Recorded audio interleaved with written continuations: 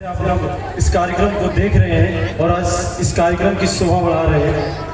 आपने इस पर्दे पर कई दृश्यों को देखा, कई दृश्यों को समझा, लेकिन इस पर्दे पर अगला जो दृश्य आ रहा है वो दृश्य एक ऐसा दृश्य है जो आपको अचंभित कर सकता है। ये एक ऐसा दृश्य है जो आपके जीवन को एक नई मोड़ दे सकता है, आपके जीवन में एक क्रांतिकारी परिवर्तन ला सकता है।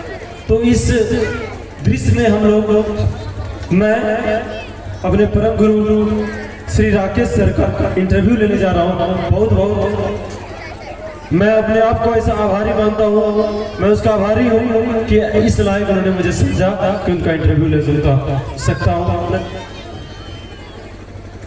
तो हम आपको जिस शख्सियत से मिलाने जा रहे हैं वैसे वो तो किसी परिचय के मोहताज नहीं है।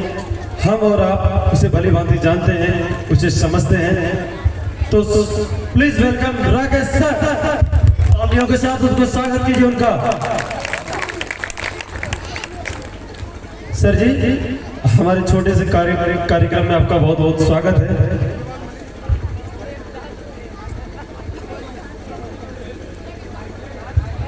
माइक कहाँ है दूसरा?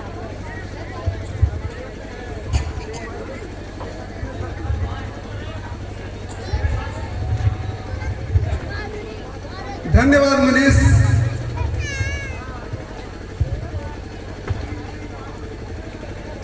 सर, मैं आपका बहुत बड़ा आभारी हूँ कि आज मुझे आपने अपना इंटरव्यू लेने का मौका दिया। तो ये मेरे लिए बहुत ही सौभाग्य की बात है, बहुत ही गर्व की बात है कि आपका एक छात्र हूँ और अभी भी आपका छात्र हूँ और जिंदगी भर आपका छात्र रहूँगा और आपका इस साक्षात्कार करने का मुझे मौका मिला है, तो इसके लिए मैं बहुत बहुत आभारी रहूँगा सर। तो सर, आज हम ऐसे विषय पर चर्चा करने जा रहे हैं, ऐसे विषयों पर आपसे मैं प्रश्न पूछूंगा जो इस समाज को एक नई दिशा दे सकती है, इस समाज को एक नई दिशा की ओर मोड़ सकती है, हम विद्यार्थियों को एक नई दिशा की ओर मोड़ सकती है, हम बच्चों को एक नई दिशा की ओर मोड़ सकती है, हम युवकों, हम बूढ़ों, हम बच्चों, सबों को एक नई दिशा दे सकती है, एक हमारे जीवन में एक क्रांतिकारी परिवर्तन ला सकता है। तो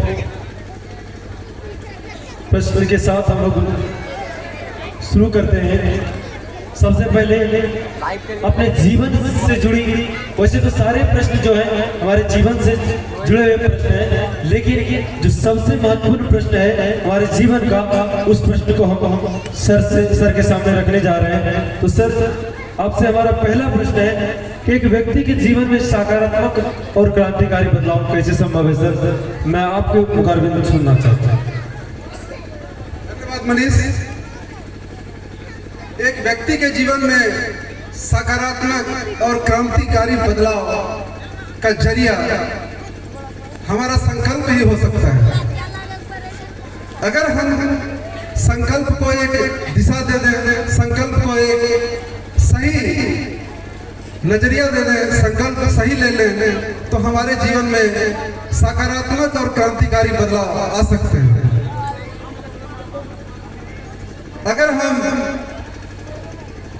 एक पुरानी बात को याद करें जो 100%, 100% सच है और इसको हम अपने जीवन में घटते हुए देखते हैं, संकल्प से ही सृष्टि होती है। एक व्यक्ति जिस प्रकार का संकल्प अपने मन में करता है, आप देखते हैं कि उसके जीवन में उसी तरह का बदलाव होने लगता है।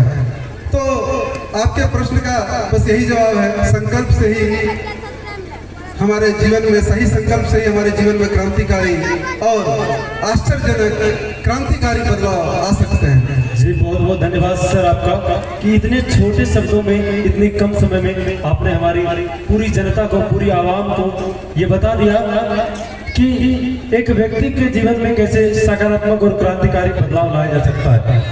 आपने सर के मुख से सुना कि एक संकल्प हमारे जीवन को बदल सकता है। एक हमारा एक ऐसा संकल्प होना चाहिए जो कि एक ही संकल्प, वैसा संकल्प जिसमें हम अपना पूरा जीवन झोंक दें, पूरी मेहनत लगा दें, तो वो मंजिल मिलेगी, हमें ज़रूर मिलेगी। तो ये प्रश्न यही समाप्त हुआ। तो अगले प्रश्न की ओर बढ़ते हैं सर जी। हाँ मनीष बोलिए। आज एक ऐसा दौर है जिस दौर में हम गुजर रहे हैं, हमारा खान पान बदल गया है, हमारी वेशभूषा बदल गई है, हमारे उठने बैठने रहने का तरीका बदल गया है। हमारी बदलती जिंदगी के कारण आज हम अस्वस्थ रहते हैं। आज हम अस्वस्थ रहते हैं। हमने बंगला गाड़ी तो खरीद लिया, लेकिन उस पर बैठने के लिए कमर लचक जाता है, कमर में दर्द हो जाता है, डायबिटीज हो जाता है हम लोगों को, और वो मिठाई नहीं खा पाते। जिस पैसे से हम लोग मिठाई कमाते, जिस पैसे से हम लोग मिठाई लाते हैं, वो पैसा बेकार हो जाता है, हम लोग मिठाई नहीं खा पाते, और अन्य बहुत सारी ऐसी बीमारियां हैं। मेरा मतलब यही है कि हम लोग अस्वस्थ हो जाते हैं अपने जीवन में। तो सर मैं आपसे यही सवाल करना चाहता हूँ कि एक व्यक्ति कैसे स्वस्थ रह सकता है, कैसे स्वस्थ रह सकता है एक व्यक्ति? आपसे यही प्रश्न है सर। मनीष, आपने एक ही साथ कई तरह की बातें बता दी और इनका एक सटीक जवाब ये हो सकता है। वैसे तो कृपया आपसे अनुरोध है, इस इंटरव्यू को सुनने का प्रयास कीजिए। आप 10 मिनट के लिए शांत रहिए, कार्यक्रम तो चलेगा ही। आपसे अनुरोध है और उन युवाओं से अनुरोध है जो अपने जीवन में बदलाव लाना चाहते हैं। ऐसा नहीं है कि ये मेरा खुद का मेरा अनुभव है, ये सभी का अनुभव है। तो बीच में आपको बोलना पड़ा, थोड़ा शांति बना के सुन लीजिए, नहीं तो इस इंटरव्यू का कोई मतलब नहीं है।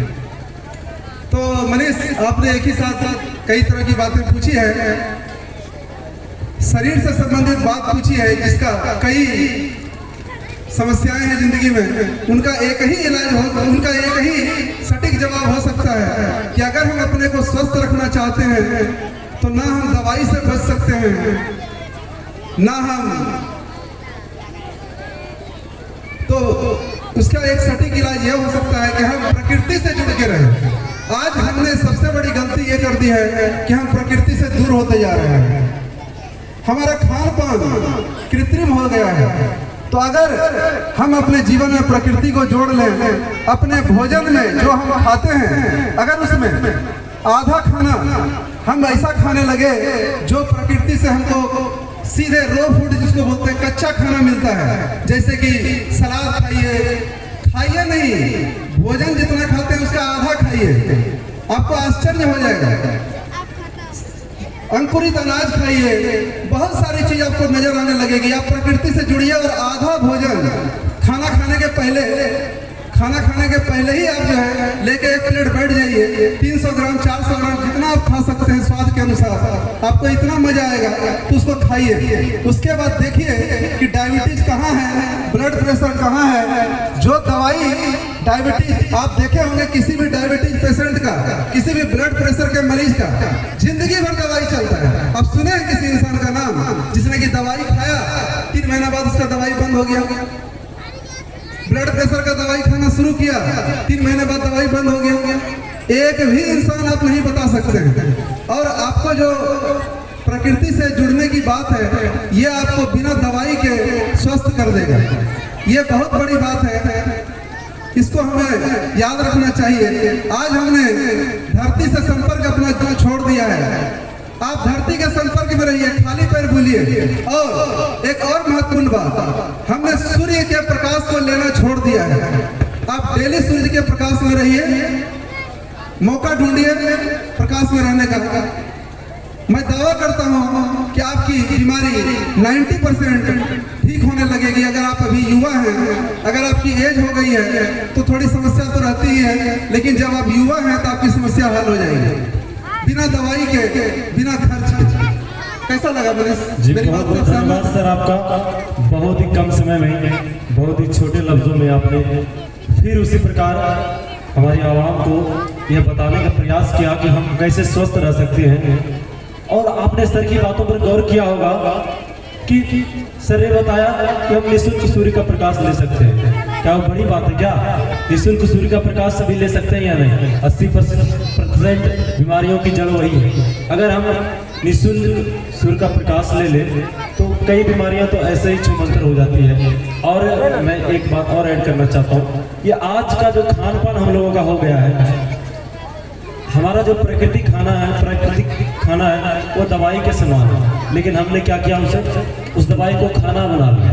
दवाई के स्वरूप में नहीं खा रहे हैं हम उसे खाना के रूप में खा रहे हैं। तो क्या जैसे दवाई हमारे शरीर में लगता है वैसे कैसे लगेगा खाना, है ना? तो दवाई के रूप में लेना है प्राकृतिक चीज़ों के। ऐसा नहीं कि सर ने बोला कच्चा खाना था, 4 कटोरा कच्चा भूंजा ले ले और अंकुरित चना खा लेना, एक दिन में सारा बीमारी और 50 बीमारी धर ले, है ना? तो ऐसा बिल्कुल नहीं कर रहा है। और सर ने जो स्वस्थ रखने का तरीका बताया बिल्कुल ही मजेदार, बहुत ही। मनीष, मैं आप एक और बात और ऐड करना चाहता हूँ कि हम लोग सर्दी, खांसी, बुखार, इन 3 चीजों को अपना यमराज मान लिए हैं। आज सर्दी, खांसी, बुखार के नाम पे हम कोरोना का संकट झेले हैं। सर्दी, खांसी, बुखार छोड़ के वो कुछ नहीं था। सारी बात प्रूफ हो गई, सारी बात स्पष्ट हो गई। आज हम लोग इतना लोग मिलकर बैठे हुए हैं, कहाँ गए कोरोना? ऐसा नहीं है कि वैक्सीन उसका इलाज था, लेकिन फिर भी हम ठीक हो गए। तो सर्दी, खांसी और बुखार ये हमारा जो है सबसे बड़ा मित्र है। अगर सर्दी नहीं होगी तो आपके सांस के नली की गंदगी बाहर कैसे आएगी? बुखार नहीं होगा तो जो बीमारी का कीटाणु आपके शरीर के अंदर गया है, शरीर का टेम्परेचर जब बनेगा नहीं तो उसका ग्रोथ रुकेगा कैसे? और 2.5 दिन बुखार रहता है, आप पैरासीटामोल, दुनिया का सबसे खराब दवाई का जिसको खिताब मिला है, वो ले लेते हैं। इसके वजह से आज किडनी फेल हो रहा है, हार्ट अटैक आ रहा है, बहुत सारी बीमारियां बढ़ गई है जिसका कोई नामो निशान नहीं था पहले। कुछ लोग 1000 लाखों में एक को कभी होता था। तो हम सर्दी, खांसी और बुखार को कभी 2.5 दिन के पहले नहीं उतारिए, उसको रहने दीजिए। आप खाना छोड़ दीजिए, मतलब भूखे मत रहिए, उसका बहुत विकल्प है, उसको जीवन में अपनाइए और आराम से बुखार रहते हुए आप स्वस्थ रह सकते हैं, ऊर्जावान रह सकते हैं, ऐसा रास्ता है। और 2.5 दिन के बाद बुखार आपका छूमंतर हो जाएगा। 90% टाइम में आपका बुखार छूमंतर हो जाएगा। तो इससे बड़ा इलाज और क्या है? हम तो डॉक्टर के पास जाते हैं, हम भी जाते थे और हम मेरा यह निजी अनुभव है कि पिछले 6-7 बार से हमको जब बुखार लगा है तो हम कभी भी डॉक्टर के पास नहीं गए, कभी भी दवाई नहीं लिए, इसी पद्धति को अपना के हम ठीक हुए हैं। तो इसलिए आपको भी ये सलाह दे रहे हैं, ये सभी के लिए फायदेमंद हो सकता है अगर आपको विश्वास है तो। बाकी ये कोई मंत्र छू मंत्र तो है नहीं, ये करने की चीज है, करके देखिए। आप जवान है, आप ठीक हो जाइए। देखिए, हम तो इंटरव्यू किसी और का भी ले सकते थे। इस बात को बोलने के लिए हमने राकेश सर को ही क्यों चुना? ऐसा इसलिए कि आप इनकी बातों को ध्यान से सुनेंगे और समझेंगे और अपने जीवन में उतारेंगे। ये कोई डायलॉग नहीं है कि आप लोग सुन के चले जाएंगे, इसको जीवन में उतार के देखिएगा। 100% ये दावा है। अगर फायदा नहीं हुआ तो बोलिएगा, अगर स्वस्थ नहीं होंगे तो बोलिएगा। सर हमें पढ़ाते थे पहले, सर को 1 घंटा में कमजोरी आ जाती थी, आज देखते हैं सर 3 दिन भर पढ़ाते रहते हैं, एकदम फिट, एकदम वैसे ऊर्जावान हो गए। कितना परिवर्तन आया है हम लोगों ने। मैंने भी इसका उपयोग किया और मुझे भी लाभ हुआ। सबसे पहले तो सर को ही लाभ हुआ, इसलिए मैंने सर को यहाँ इन्वाइट किया कि सर की बातों का आप लोगों पर ज्यादा प्रभाव पड़ेगा, नहीं तो कोई और भी इंटरव्यू के लिए आ सकता है। और कुछ लोग देख रहे हैं कि आप लोग सरक रहे हैं, अभी आपकी जिंदगी का जो अहम हिस्सा है ना, अभी उस इंटरव्यू के क्वेश्चन में बाकी है जो कि आप लोगों को सुनना चाहिए। तो प्लीज ध्यान से सुने, इस इंटरव्यू के मकसद को खराब ना करें, है ना? हाँ मनीष, तो अगले प्रश्न की ओर चलते हैं। आज ऐसा माहौल बना है, सब हम बचपन से ही पैदा होते हैं तो बचपन से ही विभिन्न धर्मों में बढ़ जाते हैं। कोई मुसलमान धर्म में पैदा हो जाता है, कोई ईसाई धर्म में पैदा हो जाता है, कोई अन्य धर्मों में पैदा हो जाते हैं तो वही उसी धर्म के कहलाने लगते हैं, है ना? तो भगवान ने जिस धर्म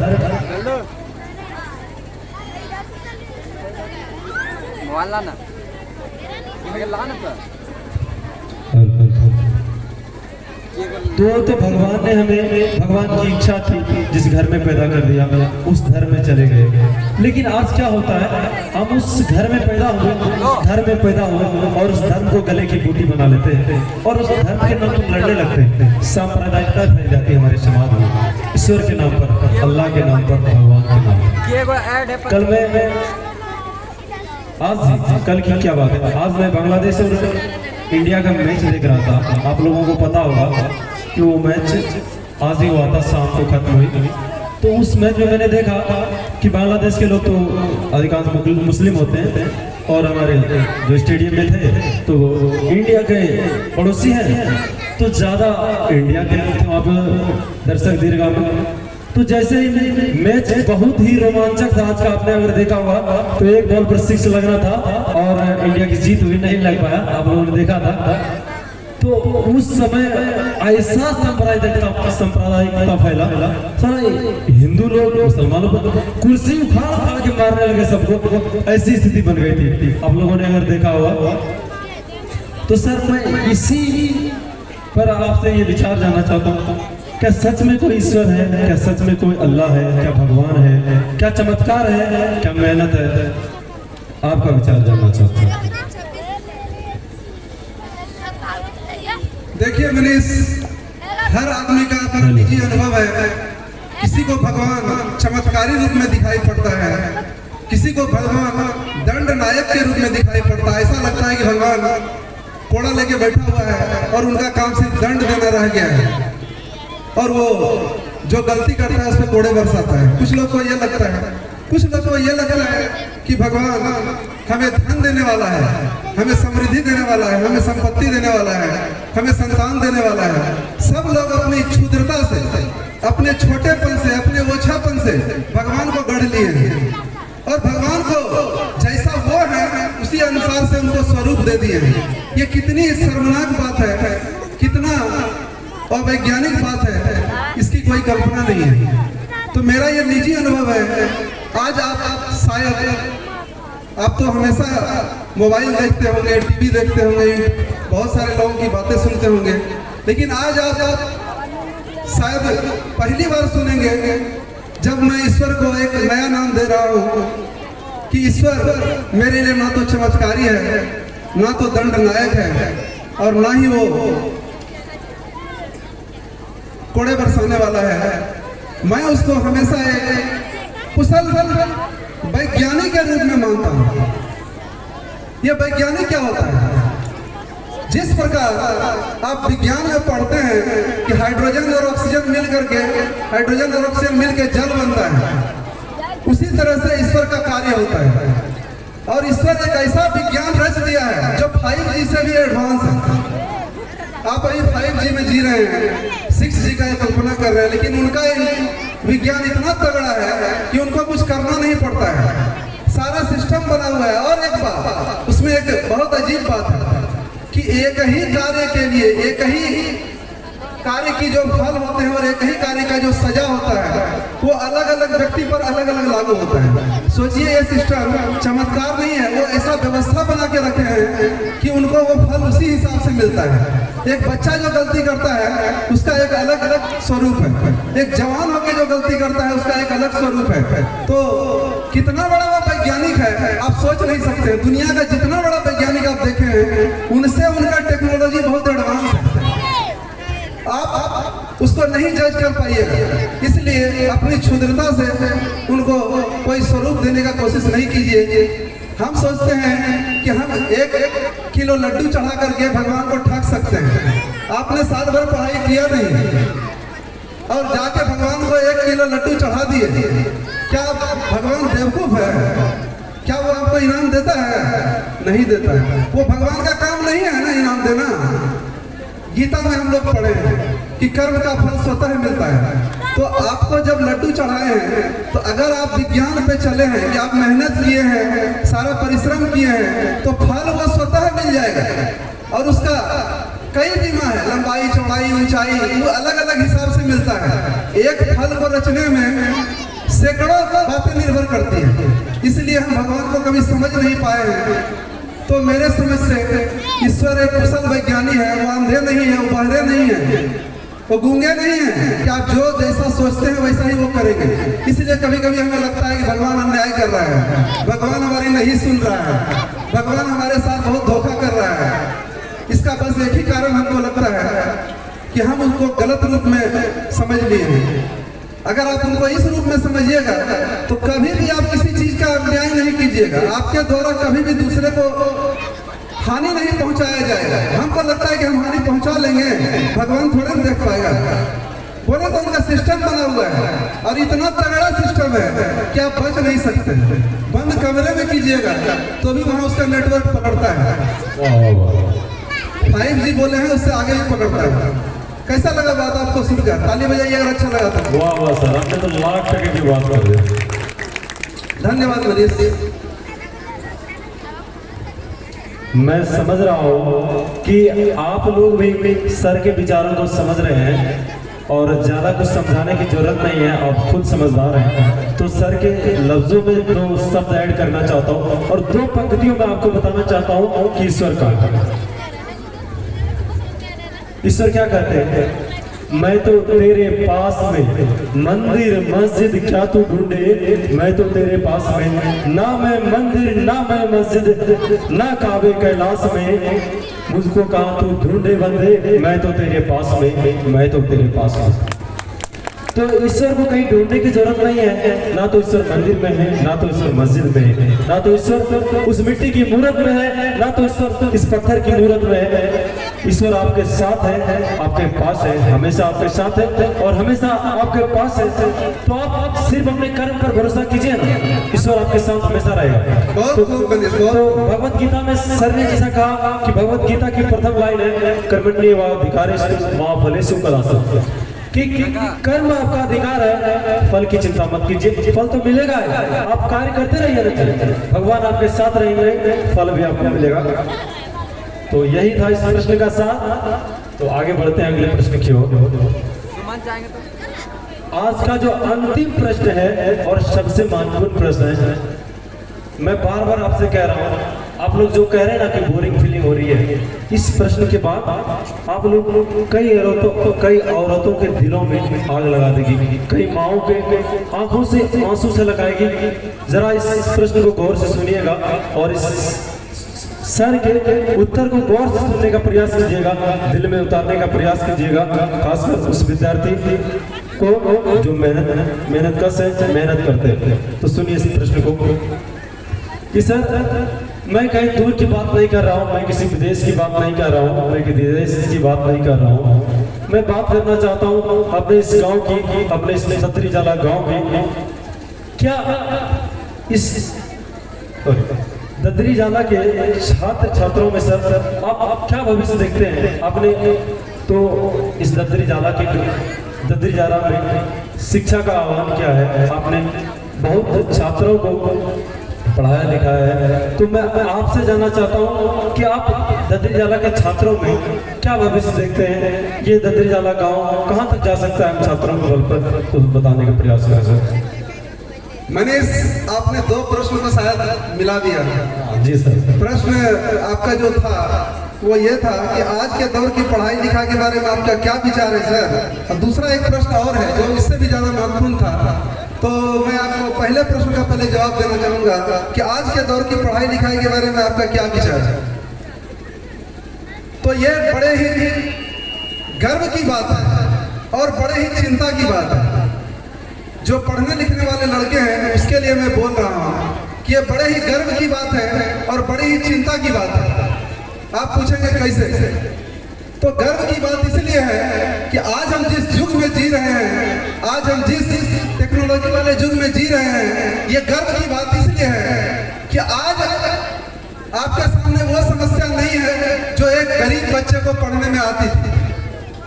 आज का युग ऐसा युग है कि आप पलक झपकते मुफ्त में, फ्री में वो शिक्षा पा सकते हैं जो पहले पैसे वाले लोग खर्च कर करके भी नहीं पा सकते थे।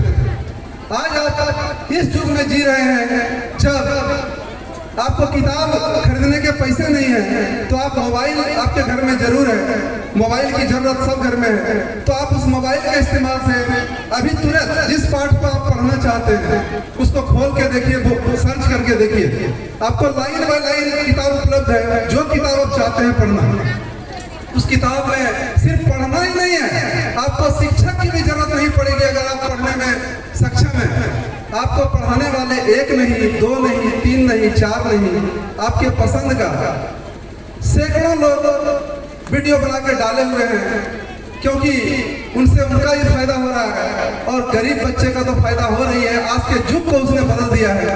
जिस चैप्टर को आप समझना चाहते हैं उसको इस रूप में बताया जाता है कि आपको क्या स्कूल और विद्यालय में बताया जा सकेगा, वो साधन ही नहीं है।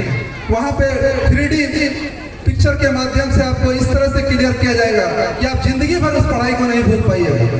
तो आपके जीवन में इतना बड़ा बदलाव आ चुका है, तो यह आपके लिए गर्व की बात है। दुख की बात हमारे लिए यह है कि हम एक छात्र के रूप में मोबाइल को चलाने वाले फेसबुक चलाते हैं, इंस्टाग्राम चलाते हैं, सारी व्यवस्था को हम जानते हैं, लेकिन उस माध्यम को हम फायदा नहीं उठा पा रहे हैं जो हमारे लिए जरूरी है।